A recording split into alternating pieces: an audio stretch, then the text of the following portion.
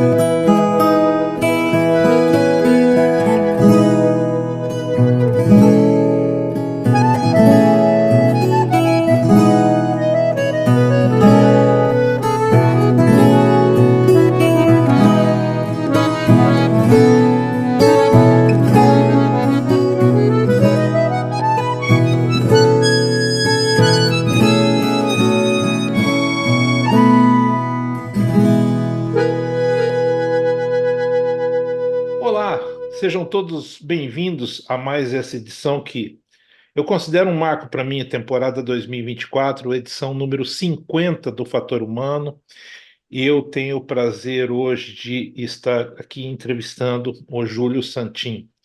O Júlio tem uma história assim que eu considero fabulosa, formidável do ponto de vista de que ele associa música e medicina, ou seja, é um violeiro, né, de mão cheia e também um cara muito especializado num ramo muito difícil que é, né, tratamento de câncer, é um médico especializado e tal. Júlio, muito obrigado por ter aceito o convite, tá? Seja muito bem-vindo ao Fator Humano. Espero que a gente possa entregar para o público hoje um bom programa. Muito obrigado. Eu que te agradeço, Jefferson, pelo convite. É uma honra estar falando, podendo falar da minha história, falar de duas coisas aparentemente distintas, mas que para mim, na minha vida, se cruzaram e dão sentido ao meu dia a dia, né? Que é a música, que é a medicina. Então, é um prazer estar aqui nesse programa, tratando de assuntos como esse. Quero começar te perguntando. Eu pedi para você gentilmente para usar duas canções suas no meu programa, né? E a que agora a gente acabou de ouvir foi Céu e Mar, né? É, O que que significa essa canção? Da onde surgiu a inspiração para essa composição? Depois a gente vai conversando sobre o resto. Essa canção ela está no meu último trabalho, que é No Meu Canto. E no meu canto assim, apesar de eu ser um cara caipira, né, minha origem é completamente rural. Eu nasci na zona rural, vivi minha infância no sítio, adolescência, até eu ir para a faculdade aos 17 anos. Então eu carrego muito essa história do sítio. Eu sou um cara do mato, né? Eu não sou um cara tão do mar, não sou tão do mar assim, mas eu sou um caipira que eu gosto sei lá, 2, 3, 4 vezes, ou sempre que possível, visitar o mar. O mar tem uma grandeza, né, tamanha quanto a floresta, por exemplo. Eu já tive oportunidade de, além de crescer no sítio, depois de formado, eu fui morar na Amazônia, trabalhei um ano na Amazônia Ocidental. Então, eu acho que ele tem essa grandeza, tem os seus mistérios, assim como a floresta tem os seus mistérios, né? Então, eu gosto de ficar na frente do mar e é meio, bem isso, deixar meu pensamento mergulhar naquela imensidão do céu e aquele som do mar me causa muita introspecção, né? Sobre coisas do dia a dia, sobre coisas da minha vida. Eu acho que ela é uma reza, vamos dizer assim. Parar na frente do mar é uma reza, é um momento de meditação que eu preciso, assim. Então eu compus essa música como uma continuação no meu canto que eu gravei também nesse CD, que eu coloco sons do mato, mas que eu falo que, né, também o sol é o meu astro e eu sigo no rastro do sol, mas sempre na trilha caipira da minha origem, e aí de vez em quando essa trilha me leva ao mar. Eu fiz essa pergunta antes até de fazer uma breve apresentação do Júlio, porque como a gente acabou com a música, eu já quis já fazer essa ligação direta, mas é bom dizer, o Júlio trabalha no AC Camargo, aquele hospital de referência, né, em tratamento contra o câncer, em São Paulo. Ele é ecocardiografista, né, e é uma pessoa que fez o seu mestrado e doutorado em oncologia lá pela Camargo e também é um especialista em cardiologia pediátrica, né? Mas que eu acho até que isso talvez tenha vindo antes, ele vai me explicar direitinho. Ele nasceu lá no interior de São Paulo, lá na Alta Paulista, né? E aprendeu a tocar e fabricar até os seus próprios instrumentos, né? Até de uma maneira muito autodidata. Atualmente ele tem uma composição autoral bem grande, tem 3 álbuns publicados: O Sentimento Matuto, de 2007, Capim Dourado, de 2013, e esse Meu Canto, do qual nós falamos a música Céu e Mar, que é agora de 2022. Como é que a música chegou na tua vida, Júlio? Aí eu conheci, bom, eu sempre fui musical, eu acho, desde que eu nasci. Eu sempre gostei muito de ouvir rádio. Eu era molequinho, minha mãe tinha um rádio de pilha, porque a gente não tinha energia elétrica lá no sítio. E eu, assim, de manhã cedo eu ficava sentado numa cadeira ali, ouvindo os programas da manhã, enquanto minha mãe fazia comida. Eu me lembro disso, tinha 2, 3 anos, isso para mim foi marcante. E depois eu conheci a viola mesmo, né? Eu conheci quando eu entrei na faculdade. Eu não, eu já tinha tido algumas aulas de violão, a gente se reuniu na minha cidade, em Irapuru, e arrumamos lá um professor de fora que vinha dar umas aulas para a gente. Então eu aprendi poucas coisas do violão, e isso não progrediu porque foi uma época que eu estava no colegial e foi uma época que eu mergulhei assim no estudo porque eu decidi, falei, eu quero fazer medicina. E aí quando eu passei na faculdade, eu ganhei uma viola de um tio meu que é médico, entendeu? Ele pediu para um violeiro, que é o Efegeninho, que é um grande amigo nosso, irmão querido, e para comprar essa viola, ele me deu essa viola exatamente quando eu estava já na faculdade. Então, eu falo que é uma sina, né, ser violeiro. Porque eu, apesar de ter entrado na faculdade, eu fui lá, putz, o cara me deu uma viola, eu peguei na mão, não sabia nem a afinação, ele me mostrou as afinações, eu fiquei apaixonado pelo som. É realmente uma paixão, eu vejo muito viola hoje, e isso me remete ao que aconteceu comigo lá atrás, sabe? De ser uma paixão mesmo, você ficar o dia inteiro com o instrumento na mão, e sempre que eu tinha um tempinho na faculdade, eu estava ali tocando viola, uma história que eu já contei, mas é bem legal, assim, eu pegava aquele trem da morte que ia de Bauru até Corumbá, né, até Santa Cruz de la Serra. Ele funcionou por um tempo ainda, eu peguei ele, então eu pegava ele em Três Lagoas e até Campo Grande e o inverso, né, quando eu vinha para minha casa, Eu pegava ele até Três Lagoas e descia ali em Andradina, eu descia, na verdade, perdão. Eu descia em Andradina e eu ficava na rodoviária enquanto eu esperava o ônibus para minha cidade, eu ficava esperando, procurando discos, tinha várias lojas de discos, sabe, de vinil na rodoviária, e eu ficava garimpando os meus vinis ali de viola, então eu comprei muita coisa de viola. Eu acho que um dos primeiros discos de viola que eu comprei foi do Bambico, né, brincando com a viola, e Renato Andrade, que foi a fantástica viola. Então, assim, tudo que eu podia, eu tinha um tempo, eu estava numa lojinha de disco, para procurar algum disco para eu ouvir, para eu tirar uma moda, para eu aprender, para eu escutar uma sonoridade diferente. Tavinho Moura, tinha um Carreiro, claro, minha região, ali muito, tinha um Carreiro e Pardinho. Depois, mais para frente, Almir Sater, Tavinho Moura, que foi uma obra assim, impactante na minha audição, né? Enfim, Almir Sater, que é um grande nome lá de Campo Grande, mas eu acabei, acho que mais conhecendo a obra do Almir Sater já em São Paulo, eu não conhecia lá em Campo Grande, eu não ouvia, mas nessa época eu estava muito ali no Bambico, tinha um Carreiro, Renato Andrade, e foi assim, foi uma coisa, foi muito de ouvir, tocar bastante, eu não tinha aquela coisa da composição, eu ficava imaginando como é que era compor, né? E eu tinha algumas ideias, mas eu não aproveitava, eu acho aquilo. Eu acho que o advento do celular, desses dispositivos de gravação fácil, eles ajudaram muito, porque hoje eu tenho muita ideia gravada no celular. Eu estou tocando e gravo o vídeo, porque depois você não sabe onde você está tocando. Então, tem muito trechinho de música que eu gravo tocando para eu lembrar depois, eu, sabe, revisito aquilo e aquilo viram canções, viram músicas, vão aumentando essas melodias. Às vezes são fragmentos, eu falo que na natureza a música é muito física, né? A música é um fenômeno físico, essencialmente. E eu acho que às vezes as pessoas falam, pô, esse cara, esse pedaço dessa música parece a música de tal fulano. Mas eu acho que assim, esses fragmentos eles estão espalhados assim pelo ar, sabe? De vez em quando você tem que estar preparado para a música, tem que estar afim da música para que ela chegue até você. Senão você fica centrado só em uma determinada atividade e aquilo não chega até o seu ouvido, até a sua sensibilidade, ou até o seu sensorial, não sensibilidade, até o seu sensorial. E quando esse fragmento passa ali por você, você captura aquilo ali, pô, tem um pedacinho novo de música aqui, eu vou lá, gravo aquilo, e às vezes aquele fragmento é um fragmento que um cara também pegou lá em algum lugar, sei lá, e você dá a sua linguagem, você dá a sua intenção, o seu sentimento, aquele fragmento melódico, e aquilo soma-se a outros, soma-se vários fragmentos e vira uma canção. A Então, tua. assim, e agora, depois que eu comecei a compor, eu tocava Uhum. muitas coisas e às vezes eu falava, puxa, não tem nenhuma música minha.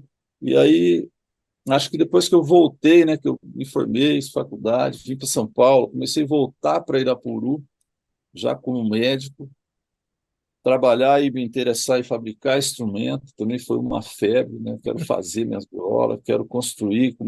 Conheci o Gedeão da Viola aqui em São Paulo quando eu cheguei aqui, e ele mexia muito com a reforma de instrumentos, e lá eu tive a oportunidade de ver instrumentos desmanchados praticamente, a estrutura interna, como é que era, e aí isso tudo aflorou assim, dentro de mim, que inevitavelmente viraram violas. E até que eu consegui uma viola com uma sonoridade, gravei meu disco, aí já estava compondo, foi uma coisa que veio meio junto, sabe? Essa Uhum. história da fabricação, da composição, da volta para minha cidade, né? Sempre esse retorno para nossa origem, ela favorece, desperta coisas que estão ali meio que dormentes e isso me ajudou muito a compor. É interessante que você fala, e não é um modo dissociado, né? Não é uma coisa aqui, uma coisa ali.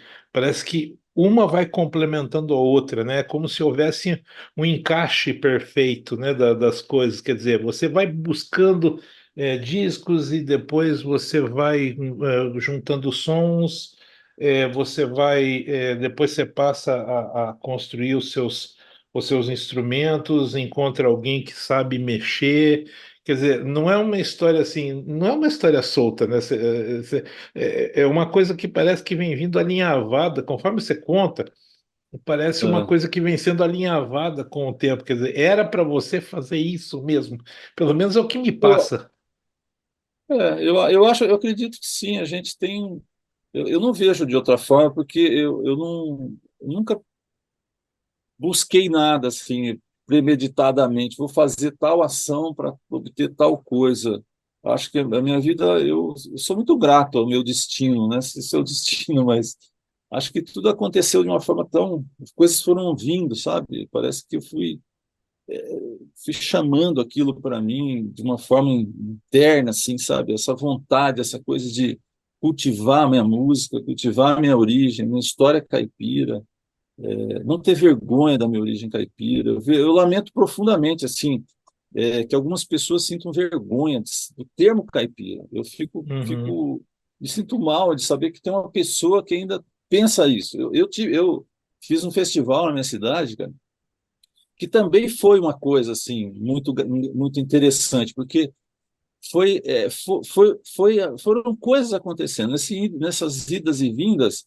Um dia eu tinha um amigo, então um casal de irmãos queridos, maravilhosos, Manela Lagoa e Estela Toretti.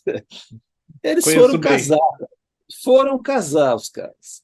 A Estela é da minha cidade foi casar. Aí um dia ela, olha, a gente quer que você vá tocar viola no meu casamento e tem um cara que vai tocar com você. É um cara que chama Levi, e tal. Eu não conhecia o Levi, Levi Ramiro. Pô, cara, chego no casamento, na véspera do casamento, fomos tocar na igreja, não saímos nada, aquilo tudo de improviso, cada um toca uma música e tal, coisa mais linda. A partir daí, várias coisas foram acontecendo, porque aí uma pessoa também descobriu que eu tocava, a gente tocava viola na minha cidade de forma meio que nas casas, assim, era um grupo de pessoas que curtiam mesmo a música de viola. Edinho, Mané Zoada, Manelão, a família do Edinho é uma família muito musical, mora num sítio, a gente estava sempre tocando ali, cabeludo, vou citar os caras para cutucar eles assim, sabe? Mas foi muito bonito isso. É uma coisa que a gente nunca a gente fez por amor, por gostar de cantar, de se encontrar, tocar viola, tal. Isso virou um encontro, daqui a pouco junta Levi, junta Edinho, junta mais gente, vira um encontro de maior, daqui a pouco vira uma festa da cidade, que é o Caipira Puru, que foi uma idealização minha, né? Batizado até pelo Levi como Caipira Puru, que é uma festa caipira de Irapuru, Caipira Puru, é o nome de Irapuru, do Caipira Puru.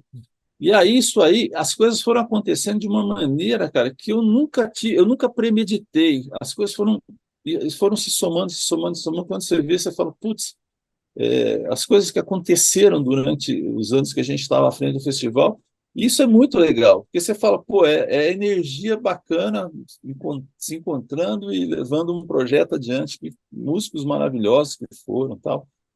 E é isso mesmo, assim. Você fala, pô, é uma festa caipira, uma coisa maravilhosa, e de repente uma pessoa fala, mas caipira é um termo meio jocoso. Não Uhum. podemos usar isso. Se um jornalista falar isso para você, é quase o fim do mundo. Uhum. Você ouve e fala, acho que é uma coisa, é deprimente uma pessoa se sentir mal com o termo caipira. Eu não, eu sinto orgulho. E talvez por representar de uma forma tão original, tão verdadeira, eu sou cúmplice dessa minha história. Eu acho que isso é uma coisa bacana, assim, me contagia, talvez contagie outras pessoas e certamente as pessoas que pensam como eu contagiam outras, enfim, vai formando uma grande E rede o de defesa da som, nossa né? cultura, né?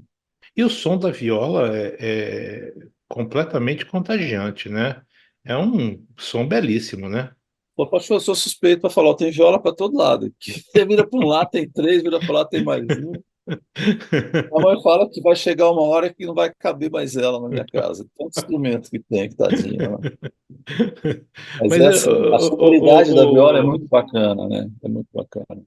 você me desculpe até o que eu vou falar agora, mas em alguns momentos eu acho que as pessoas tendem a fazer uma gourmetização das coisas, ou seja, É, se você quer gourmetizar o caipira, entendeu? Se você quer gourmetizar outras coisas, e, e não é para ser feito isso, né? Quer dizer, a música caipira é uma música de raiz mesmo, é o que vem dali é o que traz a coisa do interior para a gente, entendeu? É o que resgata, né? Eu me lembro muito bem daquela pedacinho de música do Milton Nascimento que ele fala: ficar de frente para o mar de costa para o Brasil não vai fazer desse país um lugar feliz, né?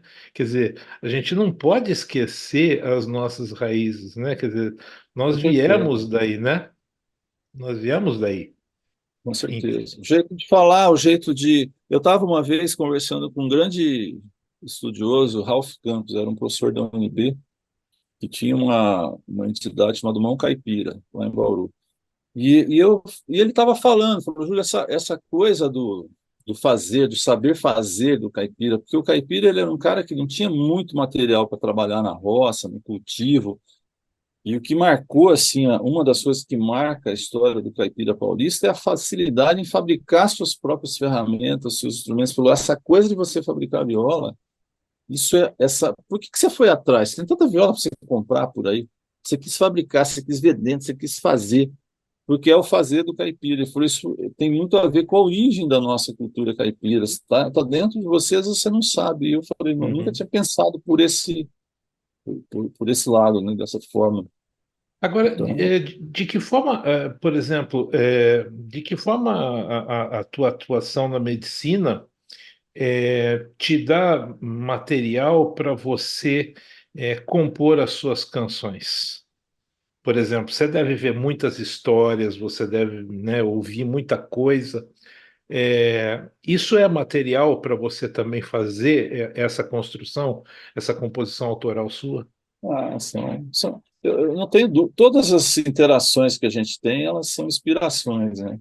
Eu gosto muito de conversar com os pacientes, mesmo durante o exame, dá tempo, né, de você bater papo e enfim, acho que acabei escolhendo essa área mais de exames, porque também é uma área que me dá mais liberdade, né? São trabalhos que eu realizo ali, é um trabalho mais assistencial. Então, eu tenho um período de trabalho, depois eu tenho um período de folga, eu consigo me organizar melhor para fazer as duas coisas. E durante esses exames, muitas pessoas, conversar é uma coisa muito gostosa, né? As pessoas elas trazem muitas histórias. Então, essas histórias, certamente, histórias de tristeza, mas histórias de amor. Eu tô escrevendo pequenas crônicas de conversas que eu tenho, sabe? Tem várias escritas assim, e sempre que eu tenho um papo muito interessante, diferente, tal, eu anoto e começo a escrever um pouco sobre aquilo, sobre um determinado, não um paciente, sim, mas sobre a história daquela pessoa, aquela Uhum, mensagem. São simples e outras eu diria que são até cinematográficas, histórias de amor, assim, que você fala, putz, isso, claro, que vai contribuindo para a gente. E claro que, assim, você está sempre em momentos, né? Eu trabalho no hospital, essencialmente nesse hospital, eu trabalho no outro também, mas basicamente no AC Camargo. São histórias, assim, que as pessoas estão fragilizadas, têm seus momentos de tristeza, de introspecção, porque daquela doença e vários momentos também de retomada das suas vidas e vendo que aquilo é possível ser contornado e ser tratado e ser acompanhado e você aprende sentimentos como a gratidão, que é uma coisa muito legal, né? Você se aprende a ser grato às coisas. Eu sou muito grato. Eu acho que o AC Camargo é uma escola de vida. Eu devo muito assim as coisas que eu aprendi com os pacientes no Camargo, com a nossa instituição também, que é uma instituição muito bacana, se preocupa muito com o bem-estar das pessoas e, por, e acho que isso reflete. Eu não sei te falar exatamente como, mas assim, uma vez estava aqui em casa o Rogério Gulim, que é um grande violeiro lá de Curitiba. Ele faz parte do Viola Quebrada, que é um grupo maravilhoso que tem em Curitiba. Eu particularmente sou fã. Oswaldo Rios, Rogério Goulin, mas o Goulin ficou aqui em casa uns dias, aí nessas conversas, tomando café, tocando viola, eu indo trabalhar, voltava, aí um dia ele falou, Julião, eu comecei a entender sua música. Falei, agora eu estou começando a entender sua música. Ele falou assim para mim, eu falei, pô, que interessante, Goulin, depois, uma hora você traduz isso para mim, mas é claro, tem sempre, né, que você está se relacionando com as pessoas, elas estão te jogando algum sentimento, te mostrando uma coisa nova, né? Essa é a beleza do relacionamento, né? e essa coisa que você tem que eu admiro muito, estou admirando a partir do momento que você está falando para mim, é essa sua capacidade ou seja, uma conversa com o paciente, a imensidão do mar, o azul do céu, o barulho da natureza e tudo isso você traduz em música e coloca isso na viola. Isso para mim é fantástico. Você é um tradutor da natureza, Júlio. Obrigado. Não, E as eu acho. pessoas aqui me ajudam a traduzir, na verdade, Jefferson. Acho que Hum. a gente não faz nada sozinho, entendeu? Bom, claro, sem É o que eu dúvida. te falei, assim, eu acho que as pessoas, pacientes do hospital, eles são os meus grandes ensinadores, né, os meus Uhum, mestres. Assim como são meus mestres, meus amigos violeiros, né? Levi Ramiro, Zeca Colares. O Zeca, então, tem uma obra universal, eu falo para um cara que veio lá de Grão-Mogol, tocando uma viola que é do mundo, né, cara? Uma pessoa lá sei lá, de qualquer lugar, eu falo para ele, de qualquer lugar do mundo que ouvir tua música vai se apaixonar. E tantos outros, Paulo Freire, Ivan Vilela, pô, tanta gente. E, putz, um monte de gente, nem vou falar todo mundo. Se eu começar a falar, eu vou acabar é, esquecendo pessoas que eu gosto, que eu ouço direto aqui. Mas, assim, tanta gente legal, essas pessoas me inspiram, são meus mestres. Estou sempre aprendendo com elas. Eu acho que isso é o mais legal, sabe? eu só Essa gostaria que troca, as pessoas essa troca, ouvissem mais isso, entendeu? Assim, né? consumissem mais isso, porque é puro sentimento, entendeu? É puro É puro sentimento. sentimento. A viola, ela tem esse poder mágico, né, cara, de provocar em você um sentimento e você tocar de uma forma diferente. A gente sempre fala, se você pegar a tristeza do Jeca e eu tocar e pedir para outro tocar, vão ser mil vezes, mil maneiras diferentes de interpretação para uma mesma música, né? Ela te Uhum. leva para o seu sentimento e você deposita ali a forma de tocar aquela mesma canção. Parece que é até um outro instrumento em algumas mãos, né?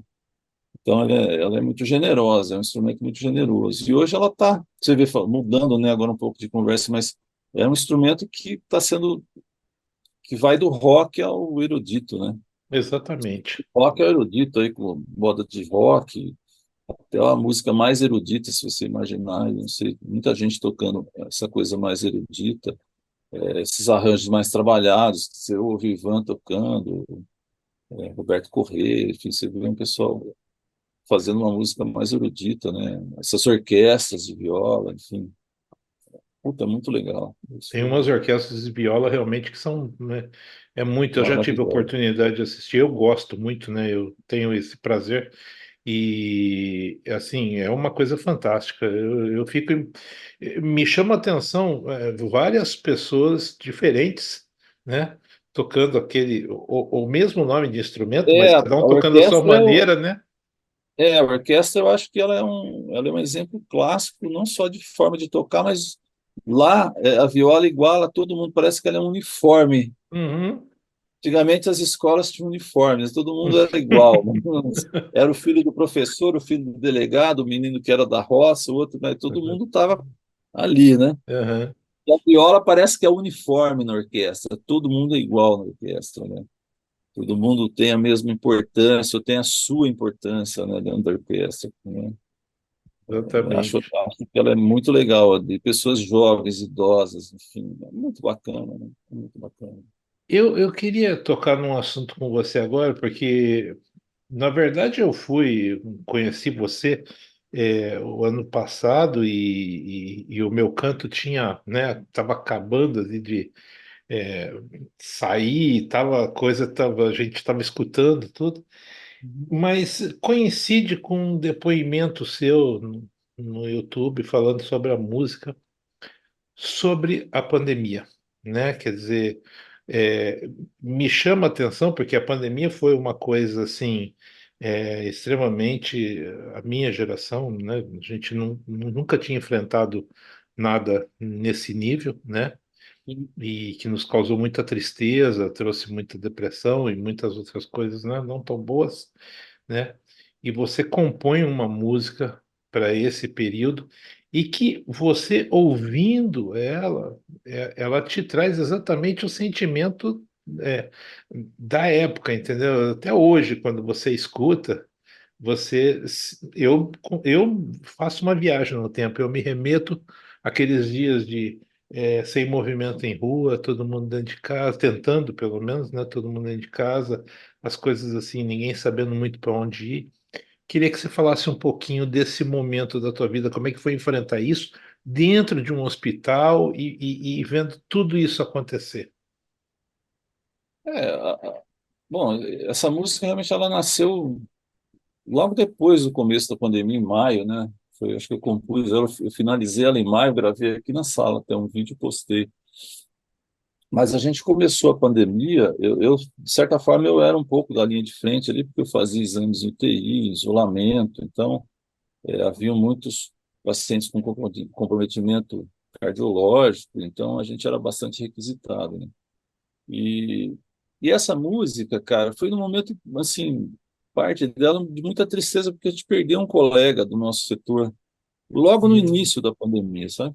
E eu estava laudando um dia, esse colega passou, assim, bastante estressado, preocupado, porque ele era asmático, e aí ele estava com uma máscara, assim, que a gente já não tinha adotado, assim, de cara, estava todo mundo se organizando, mas já estava com essa máscara, uma máscara bem, bem protetiva. Eu falei, pô, você está preocupado? Estou preocupado, já saí de casa, estou numa casa separado da minha família e tal.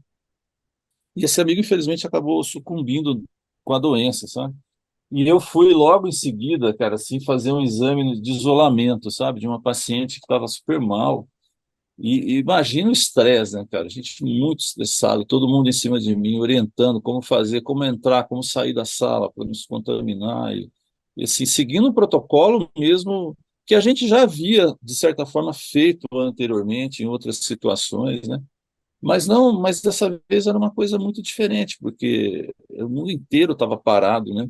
Com exatamente. isso. Então, a gente tinha tido ali uma perda, todo mundo andando meio de cabecinha baixa, todo mundo meio mal, né, cara? Se perder uma pessoa que você está há 20 anos convivendo.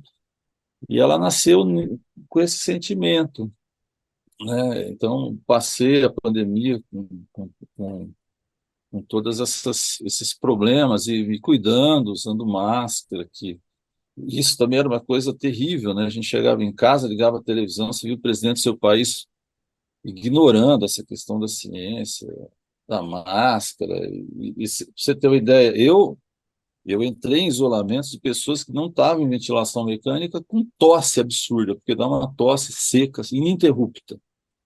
Assim, você entra na sala e fala, agora eu vou pegar, né? Tô todo, entrei com cuidado, todo paramentado, com máscara, com face shield, tudo certinho. Falei, agora eu vou pegar. E eu não entrei em contato com o vírus, para você ter uma ideia. Quando eu fui tomar vacina, eu chequei a minha memória imunológica, eu não havia entrado em contato com o vírus. Então, assim, você pode falar, é só você que não entrou. Não, eu tomei todos os cuidados, todos, muito rigor para tudo que eu fazia dentro da minha casa, para comprar coisa, para tudo que você imaginar, eu segui a risca. Então, assim, deu certo, não é um acaso, né? Porque você também segue o que a ciência orienta, o que as nossas enfermeiras orientavam, né? Todo mundo no pé dos profissionais que estavam ali na linha de frente, vamos tomar cuidado, alguém checando. Então isso dá certo. Então, assim, foi lamentável, né, cara? A gente ficava muito mal, porque você fala, putz, não é possível que o país está se comportando de uma forma tão maldosa, porque isso é uma maldade, né, Jefferson? Porque muitas pessoas Exatamente. morreram. Na minha cidade eu vi, assim, muitas pessoas morreram de achar que isso era banalidade, que era bobeira, usar uma máscara, sabe? Entendi. E é uma coisa tão grave, porque eu vi pessoas que perderam famílias inteiras, e você falava assim, falava desse relato da máscara, a pessoa ainda duvidava de você, mesmo depois de ter perdido os familiares. Você vê a importância que tem um presidente, tem um líder. Sim, Então, assim, eu fiz um post cobrando. Eu acho que esse presidente tem que ser julgado. Isso é um crime que ele cometeu. Ele vai ter que, em algum momento, parar, e isso vai acontecer com ele. Em algum momento, ele vai parar e vai recair sobre ele toda essa culpa.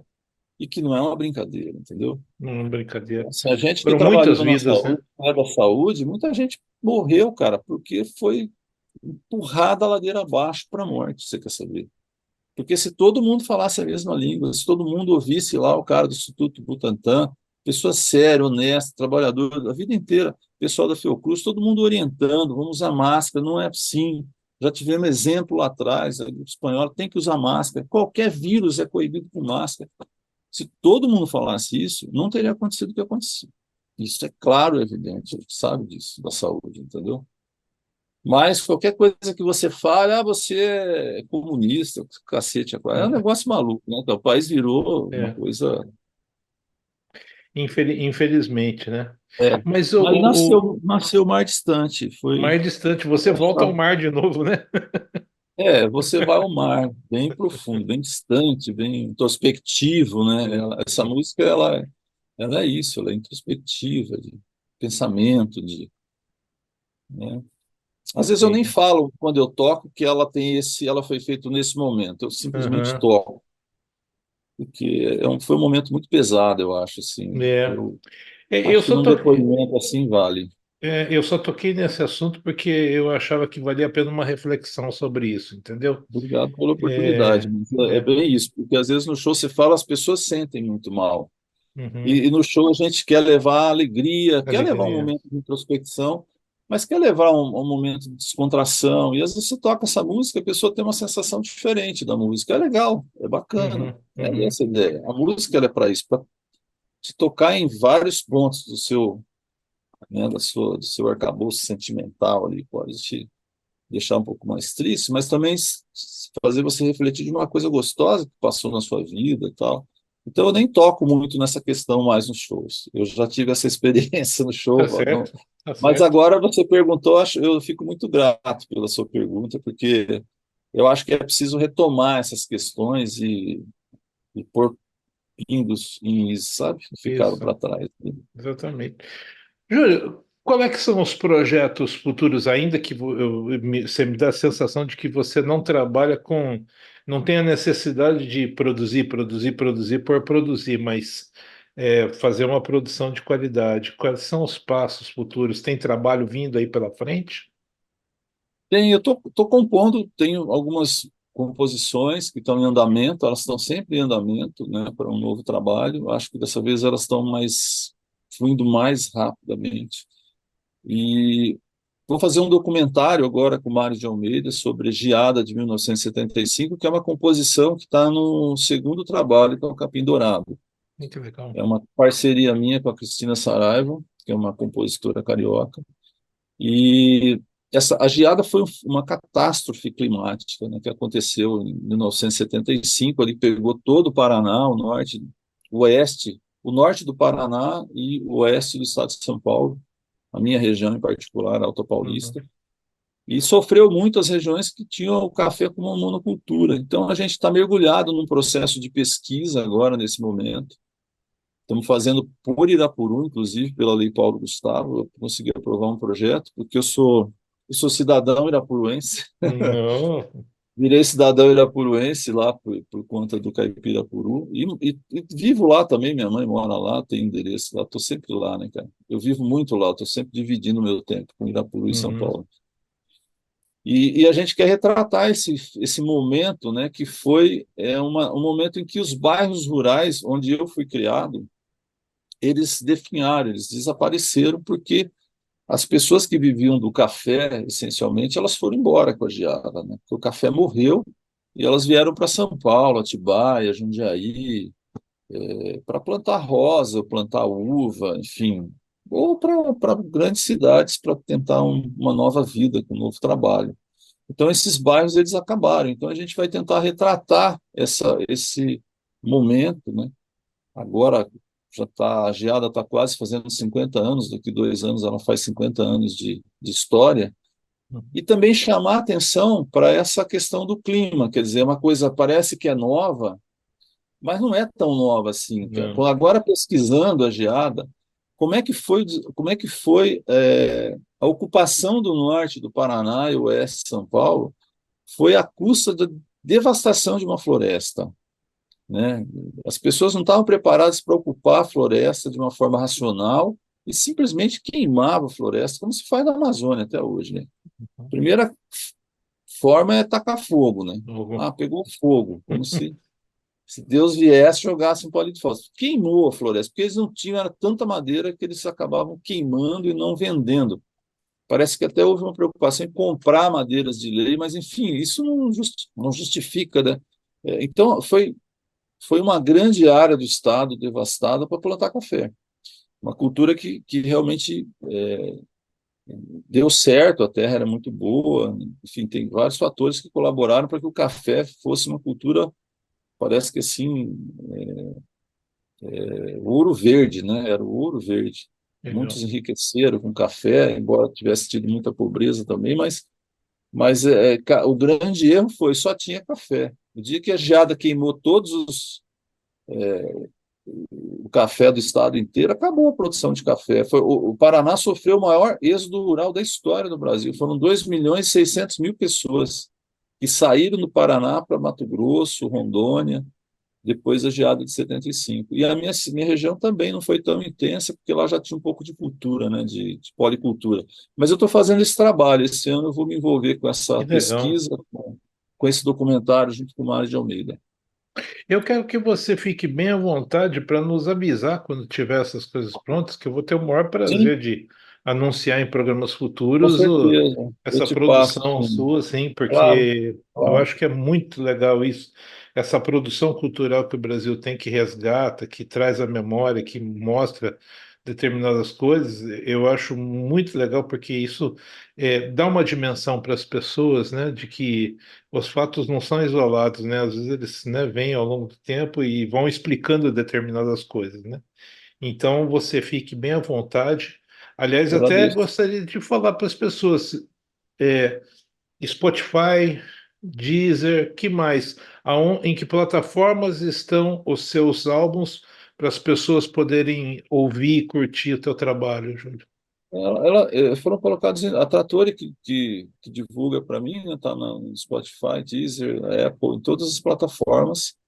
Tem o meu site também, as pessoas podem conhecer um pouquinho mais, juliosantin.com, não tem o BR, é só juliosantin.com, ou pesquisando mesmo no YouTube, né? Eu tenho um canal do YouTube, Júlio Santin, violeiro, vai achar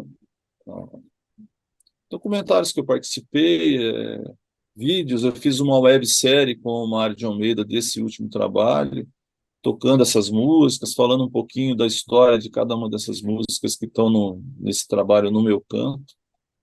E também vídeos anteriores que eu toco, né, do Capim Dourado e Sentimento Matuto. Puxa vida, Júlio, a gente está chegando ao final. Nossa, agradeço imensamente a tua disponibilidade, a tua gentileza, um papo leve, gostoso, explicativo e extremamente cultural. Muito obrigado mesmo, viu? Eu que te agradeço. Eu agradeço muito esses espaços, Jefferson, são fundamentais para a gente, né?